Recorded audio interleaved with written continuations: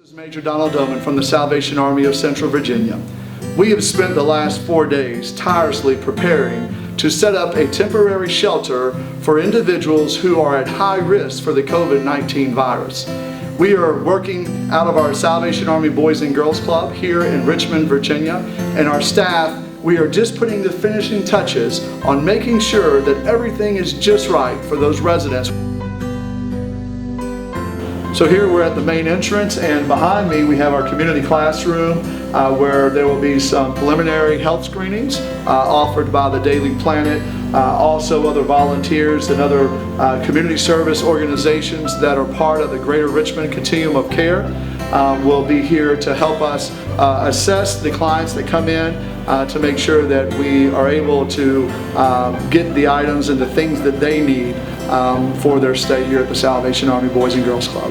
Also, it will be an area where they will be able to check in their medication so that we can lock that up and keep that secured for them, and then they will also understand the rules and the policies and the procedures while they're here in the shelter. Again, we want to make sure that all of our residents are staying safe.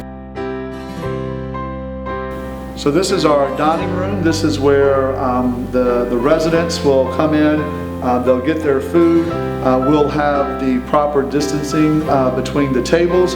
Also, we'll have some other areas that they will be able to take their food to. Right now, the plan is that each resident will be assigned a shift. So that way we will have no more than 10 individuals in this room with safe distancing at a time. And so this is the dining room area again. Behind me is the kitchen, and that's where the meals will be served, breakfast, lunch, and dinner 7 days a week for as long as this temporary shelter is open. And so we have blankets for each resident. We've got pillows, pillowcases, sheets. We've also got some of the toiletry items. So each resident that will come to the high-risk shelter will have the toiletry bags. They're separated for men and women.